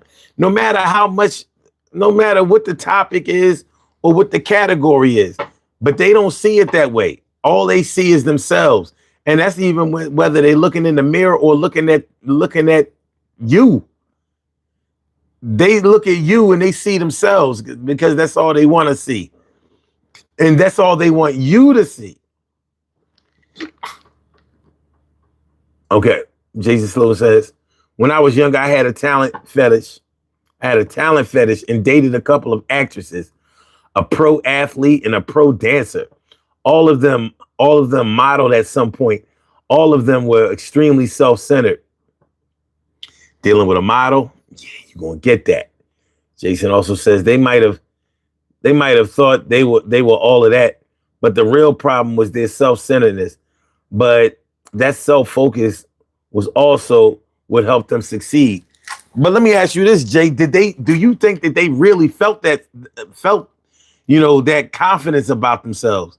Because in that industry, in the modeling industry, you have to portray it like you think you're all of that. But you know how it is when you live with somebody or you are really close to somebody, you get to know them, you get to see beyond the veneer or the veil that they try to cover themselves in front of everybody, and you find out, do they really love themselves the way that they act, or do they really like themselves the way that they act, or do they really appreciate their talents or believe in their talents the way that they act? Because it's a lot easier to put on a show for somebody than to make yourself believe it for real. And that's not to say that nobody ever believes their own hype. But if you're the only one who believes your own hype, if you're the only one that believes your own hype, I mean, is it really any good? Is it real flash?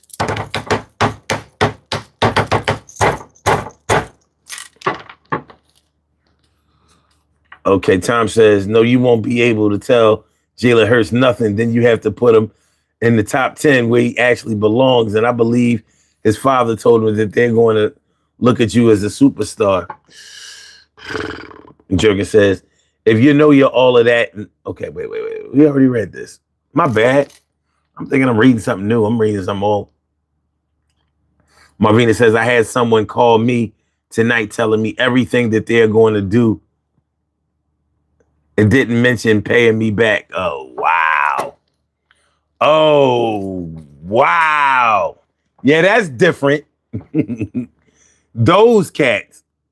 Jason says, yeah, all of them were really thought that they were all of that, but also deeply insecure. It was always a weird mix. I mean, that's the mix that you get. That's the mix that you get. I mean, because, you know, when you are a fashion model, especially a fashion model, oh my God. The things that you have to do to maintain the weight just to be able to compete. And to me, all fashion models aren't pretty. But it's funny because it's a mind fuck because you're supposed to believe that they're all pretty because they're models. Just go along with the crowd. Well, I don't know. But yeah, it's a tough deal. It is. It's a tough deal. But you know, when you get into the human psyche, like I said, man, I've dealt with chicks, you know, romantically and not and platonically that really thought, you know, they kicked it like they really felt like they was all of that. But when you got down to it, yeah, you kind of saw different looks. You were definitely going to get different looks. It wasn't consistent. They didn't consistently love themselves the way that they may have portrayed at certain times. You know what I mean? Like there was definitely some chinks in the armor. Many chink in armor. But life goes on. How many brothers fell victim to the streets? Rest in peace, young brother. There's a heaven for a G.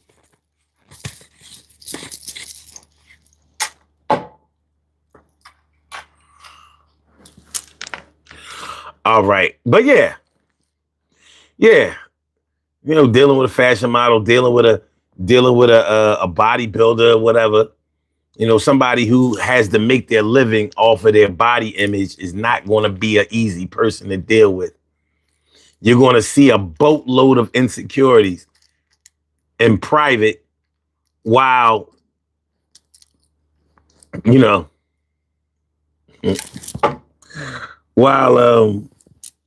seeing them code switch totally for the public. I dated one chick that was a model. And when I tell you she was a weirdo, I just don't know. She was tall, dark skinned, thin. Yeah, I couldn't really fuck with it. Yeah, I mean, there was just too much going on. Yeah, there was too much going on. Like, yeah, there was something very odd and weird about her. It's very odd and weird. Yeah. I didn't understand. I didn't understand.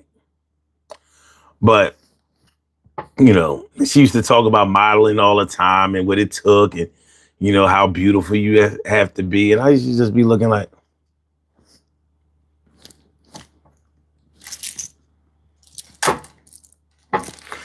you all right? But that's just me, because I can't really put up with somebody talking about themselves, you know, constantly. You know what I mean? Like, but that's just me. You know, I don't want to bring down anybody's self-esteem or, you know, break their spirit. I would never want to do that to anybody. At the same time, I don't want to hear you run your mouth about how great you think you are. I don't want to do that either. Where's the fun in that? Where's the fun, man? We're just trying to make it out here in this cruel world. I mean, and you know, it's not always just on a personal level. If you've ever worked with somebody, y'all on the same team at work, but this person at your job really thinks that they do their job the best. They really have you ever worked with anybody like that? You working alongside somebody who claims that they're the best at what y'all doing right now. It's a total team effort. Everybody has to make the contribution. They'll tell you how great they are. Like, yeah, I'm the best this and I'm the best one here. And you're like, oh my God, here we go. Like, first of all, you're not better than me. But why do I have to sit here and listen to that shit?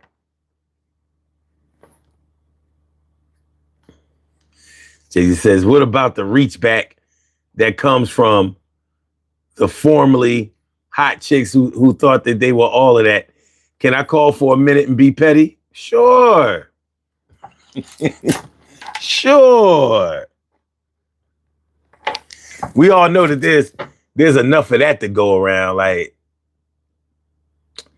people who thought that they were all of that. I mean, it's funny because so many who used to act that way, now that I look back on it, I don't think that I believe that they believe their own hype. Word. Yeah. You have a call from Jay. Yo. My dude. Yo. What's good? I'm chilling. I'm supposed to be doing work, but fuck that. Yeah. I just have to say, like, I get a petty pleasure, and I feel bad about it. Because I know, I've seen this a lot, probably because of social media, and you can, DM people and that kind of thing. They were girls at the time, they're grown women now. Yeah. Middle-aged women. Yeah. Who were, and I mean, legitimately, they were bad. But if they were an 8, they thought they were a 12. And it's funny to watch a lot of them, they hit the wall at some point. And then they reach out and they're like, yeah, I remember I used to like you. Like, bitch, no, you didn't. No, you didn't. We were 17, you were dating a 35-year-old drug dealer. Ain't that some shit? Oh, man. But here's the thing. See, here's the problem with me. I'm not good at dehumanizing people when I actually talk to them. Yeah. So I've had conversations with some of these people, and it is funny because a number of them have kind of come to terms with the fact that they had an overinflated sense of self, and how they thought that was going to lead to something different than it did in their life. Yeah. And then I can't really hate on them at that point. Right. Right. Right. So I'm like, oh, damn. Okay. Yeah. Okay. But it is funny to see. It is really funny to see. And yeah, that talent fetish was the worst thing, man. I had a chick when I was 17.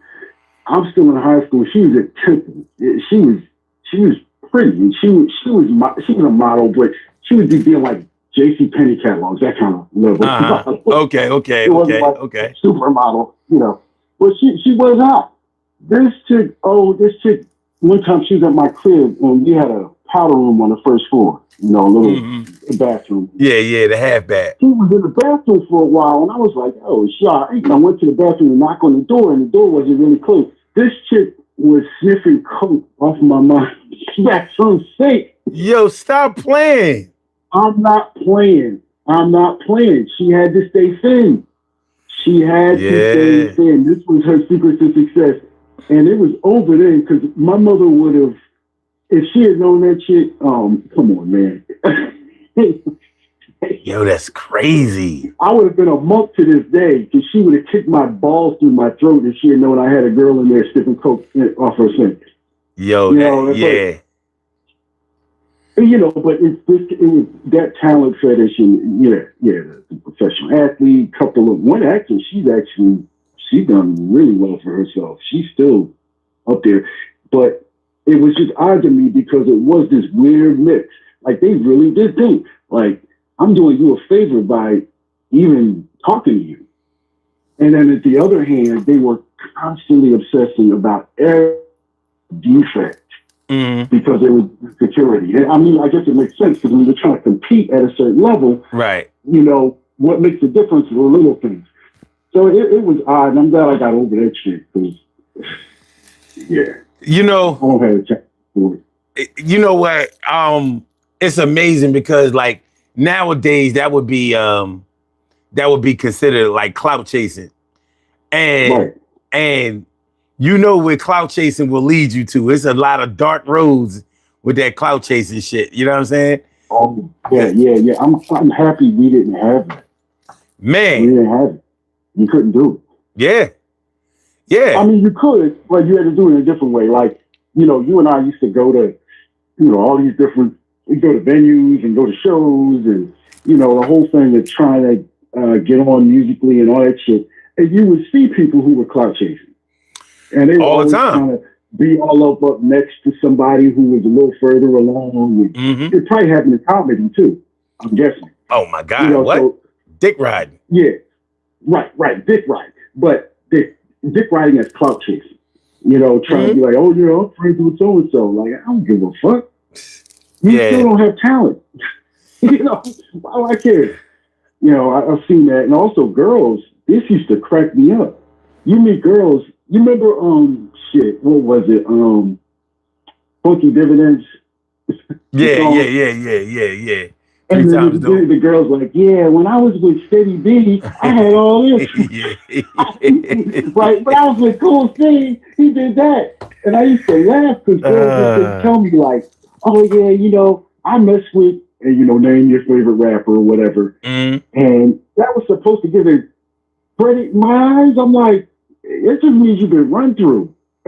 But in their mind, that made them all that. Yeah. Like, the fact that Method Man was willing to have sex with you in a dressing room does not mean that you're hot. some crazy and I was just shit, like, wow, you really just said that to me. Okay, gotcha. And said it with confidence, with the chest, the whole chest. Like I can pull these niggas. You know what I'm saying? Like, and therefore you should want to marry me and buy me a house. Yeah, that's wild. Like it is wild. But then again, I don't know. And you talk about people at work, man, that's all the people I work with. They're all the best. They're all according to them. Yeah. According to them, they're all the best all the time. Mm-hmm. And it's like, and they really, I've known coworkers that really run around saying that shit. And I'm like, no, I mean, they say it. Yeah, they'll say it. They will say it. They will say it. People that like fuck up on a regular basis. Like, I'm the best. I'm the best. And, I work with almost entirely men, and they all are, they'll tell you how they're the best. They'll tell you how they are alpha men. Anybody who tells you I'm an alpha male, it's not an alpha male. It really ain't. I mean, alpha males do not run around here having to say that. Right. Well, I'm an alpha male. You have to adjust to me because, I talk this way because I'm an alpha male. And I'm like, yeah, and I talk this way because I'm a nigga from Philly, and I'll bust you right in your mouth. That's what I'm saying. Like, I don't understand. Like, what are you doing? Like, what are you supposed to say? Like, how are you supposed to respond to that in their mind? I bet you're supposed to say, okay, sir, please take your scrotum out so I can lick your balls for a minute. I don't know. I don't know what they think. How they think another man is supposed to respond. I'm not sure what they think. I really don't. Yeah, I don't either, because I think the weirdest part about it is, like, I think they have an expectation of submission. Yeah. No, absolutely. Absolutely. But There's an energetic quality to it, and people learn that. Like, they don't necessarily know that intellectually, but they learn how to project that energy. yeah, The thing of it is, if you grew up in Philly in the 80s, you're used to that. yeah, And I'm like, that doesn't move me. That energy doesn't move me. Let's get down to what you really can do, what you really are good at, what you're really not good at. Let's get down to that. yeah. That Like, part. the whole bravado shit, that doesn't mean anything to me. Yeah. And why should it? Why Right, should it? Why because would it? In most jobs, there's going to be litmus tests, right? There's certain things that we can measure to show how good a person is or isn't at their job. Mm-hmm. And they act like those things don't exist. I know, right? Oh, man. Yeah, man. It blows my mind. It blows my mind. But we are living in a narcissistic age, and I think that affects people in a way that is unprecedented. It's unprecedented. Everyone feels the need to sort of big up themselves. It's almost like that's what you're supposed to do. Yeah. And it's like, yeah, you should have confidence. You should have confidence, sure. And you should speak up for yourself. But there's a difference between that and crossing into, well, I'm all that, and I'm the best thing since sliced bread, blah blah blah. Mm-hmm. There's definitely a major difference between that, and people don't seem to understand where that line is. It's like It's like if you were playing basketball and somebody, you might be a good shooter, but you don't have no defense. But you running around here calling yourself Baby Jordan or something like that. I'm like, right, I'm a go. Jordan played D. Right. He's like D. Yeah. So I'm like, you can't. Ain't nobody gonna give you props on that. You got holes in your game. It's like not being able to dribble with your left. Right. Like, so you ain't got no left handle, but you all that. Right. Okay. Right. All right. Right. And it's kind of funny because it's like your final survey question about people who are like, everybody wants them. You can kind of transfer that to other areas where people be like, yeah, I'm the best point guard that ever came out of this school and blah, blah, blah. I'll be like, yeah, I looked at your numbers and they don't say that. Right. Well, I could have been, but the coach, I didn't even feel like doing it. All right, man. All right. Yeah, that's it. You didn't feel like making the NBA. Yeah, man. The internet is their enemy because you can look them stats up like. Right. Yeah. No. I remember being friends with a guy who actually, he had really done his thing, man. Good guy, and he was normal. He wasn't on his own dick. He was normal. And guys that he would be around who were not nearly as good, a lot of them, they talk like they were the second coming to Michael Jordan. Uh-huh.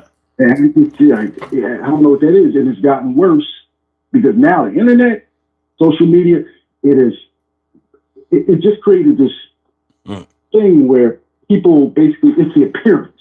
Yeah. It's about the appearance of being something rather than about actually working to be the actual thing. And it's wild. Yeah. It's wild.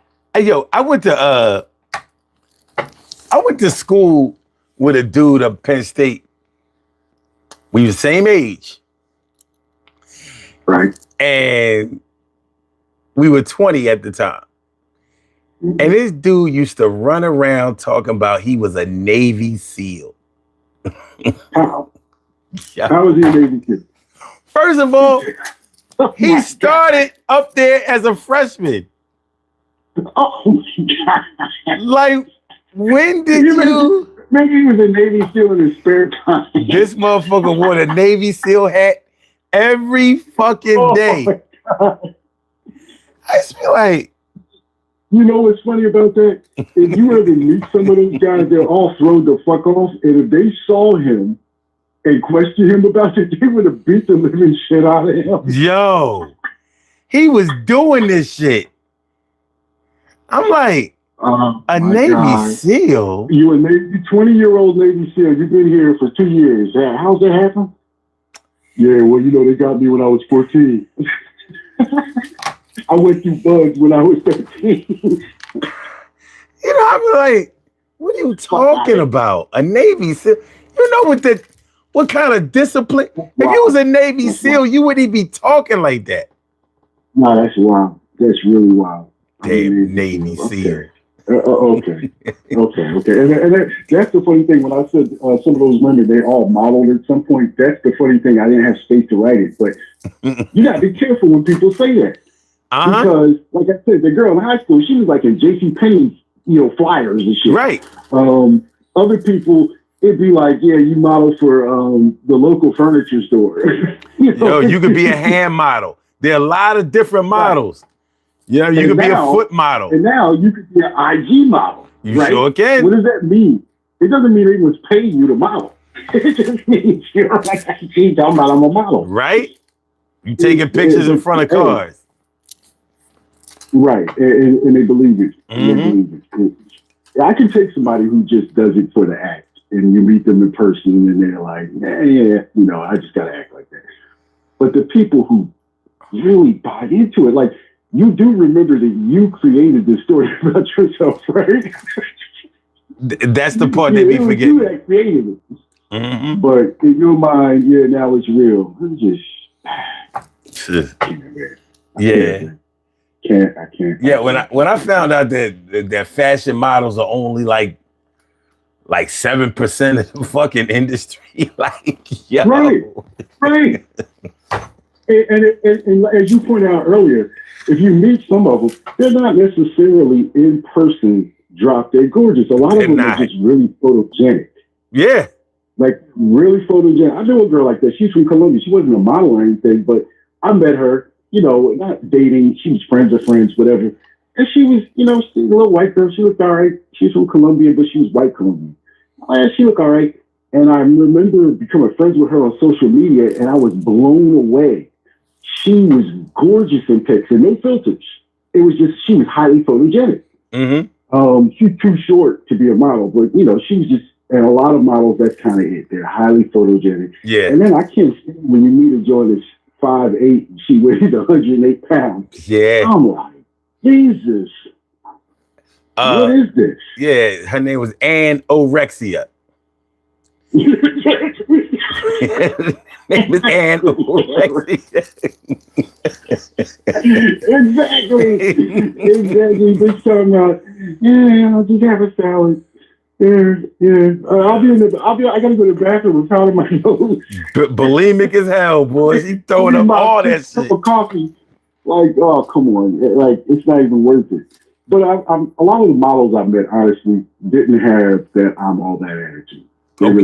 Okay. A lot. That's good. But some of them, man, it's wild. It's really, really crazy. Yeah, there are levels. There's definitely levels to this thing. You know what I mean? Absolutely levels. And like you, I don't want to tear anybody down. I'm not out here to knock someone's confidence down. I don't say shit to people. Like, I don't say like, oh, you're not all that. I don't even do it. But I'm still looking at them like, how did you get like this? Like seriously, how did you get like really, this? That's the question. How did you think of yourself in this way? That's the question. Right. Because it ain't got to be that way. But in their minds, it does. You know what I'm saying? Like, but a lot of times they just trying to get you to get the party started. Like, like they need that validation so bad. You know what I mean? I mean, why do you think it's such a hit for people to be, like, especially women, to be on social media and have a couple 100,000 followers? Every time they turn around, some simpers in their inbox, you know what I mean? That's a dopamine hit every single time. It's validation on steroids. And I think that's really what, it's very hard to let that go. It is. And the problem is, it starts to seep into your subconscious where you really start to believe this is true. Yeah. And I'll never forget. You remember this from a few years ago? There was a woman. She had no arms and no legs, but she had like 8 children. Yeah. Remember her? Yeah, I definitely remember her. I said that to women. I'm like, you know about this woman, right? Like, dudes will fuck anything. They will. Like, That was like seriously. yeah. The That fact was that a they crazy kid looking. doesn't do Yeah, anything. they used to roll her around on that jump like 8 kids. I was like, wow. But for some reason, the fact that you have a bunch of adoring fans and people are always trying to get at you, it goes to their heads. Because I've met more of the people who, talking about women specifically, who think they're all that in the last 10 years than I had in all my life before that. Okay. Like, I've met so many of them. Yeah. And unfortunately, a lot of dudes too, young boys. Mm-hmm. You know? And it's like, wow, really, man? You're illiterate.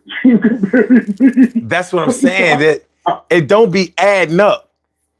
It doesn't add up. And if you ever Massive. and if you ever mention, you know, that really fatal flaw it is, it would kill them.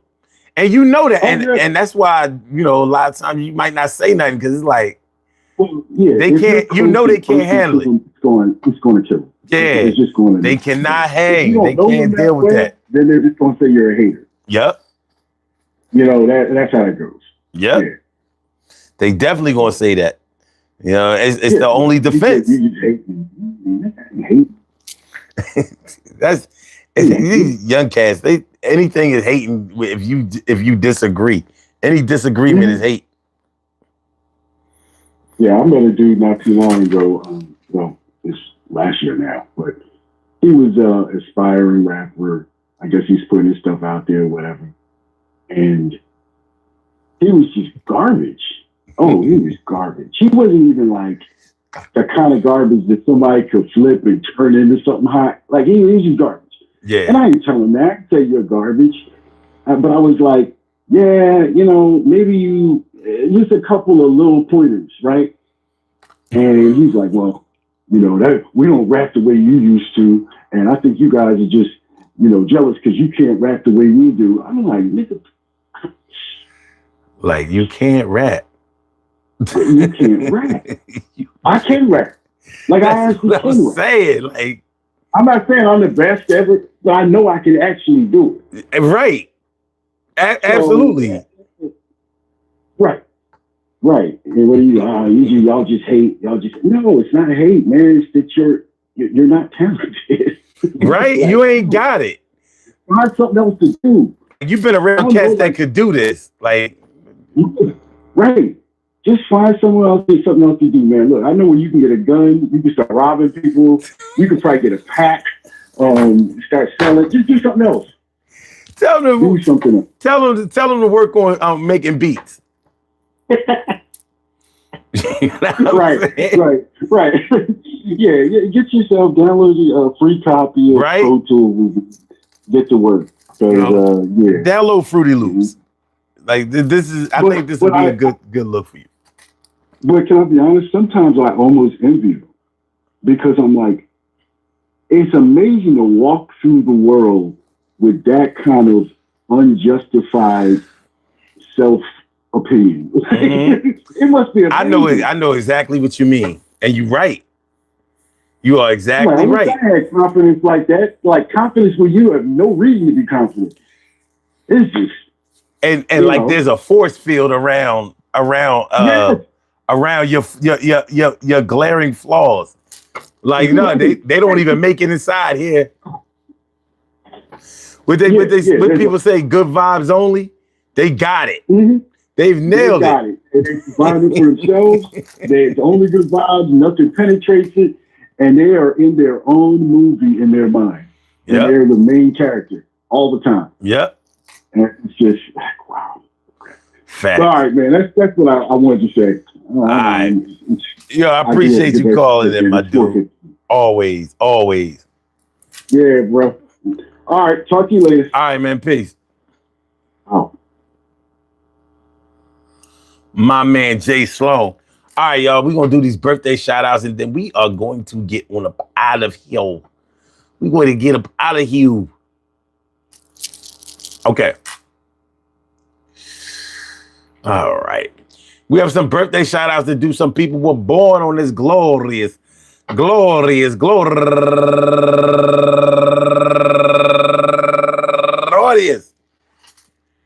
September 22nd, and they deserve to be acknowledged. So let's go about our business of acknowledging them, making them feel special because they are special, because they are special, because they are S-P-E-C-I-A-L.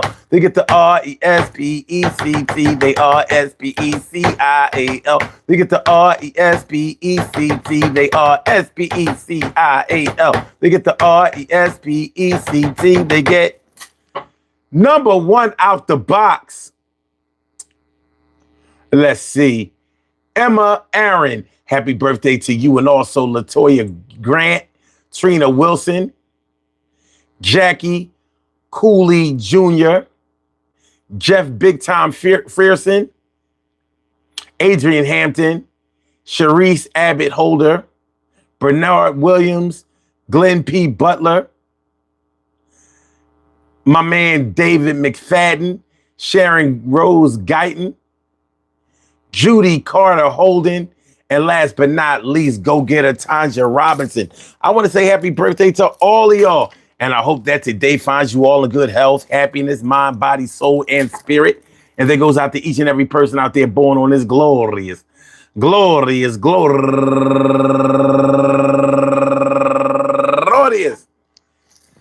September 22nd, anywhere out there in the world, worldwide, internationally, and universally. All of y'all go ahead and turn up. But don't turn up too loud. Just turn up loud enough so everybody can hear you. Rock out, rock on and do the rock out. Rock on and do the damn rock out. Rock on and do the damn thing. You do your thing, y'all. Represent the queens and kings. You do your thing, y'all. Represent the queens and kings. Good things happen to those who wait. Great things happen to those who grind, and anything can happen to those who go for theirs. So go hard, go for yours, and remember, man, people can say that they are all that, but if they can't prove that, they gonna fall flat. I understand the way that they do, yo. I can't get with that, but who am I to say you can't be the best that you think? It's all in the mind. That's where it starts, and it smells like farts. It kind of stinks, stinking up the place only when you start getting out of place. Yeah, it's like no grace will be shown. I'm flown around and make sure that I hear you when you come down from the high that you're on a high horse. I understand the things. You just gotta stay the course, the boss that you didn't play the cost to be, but you still hang around. You're like a deputy, not the sheriff. You're not the one that runs the city. You go keep the gun on your hip and bust your lips. Like, let me stop playing with y'all. Listen. Peace to all my day ones, my everydays, and my brand news. I love y'all to death. Resuscitate y'all. Love y'all right back to life. We will be back tomorrow night with another daily go-getterism show. So make sure y'all come on through. Hit the like button before y'all get on up out of here, man. I know it's late, but I appreciate you. Mucho, mucho, mucho. Peace to all my day ones, my everydays, and my brand news. I love y'all to death. Resuscitate y'all. Love y'all right back to life. Hit the like button, share the show, subscribe to the channel. Hope y'all enjoy listening to the show as much as I enjoy broadcasting it. And I'll get back with you. Holla.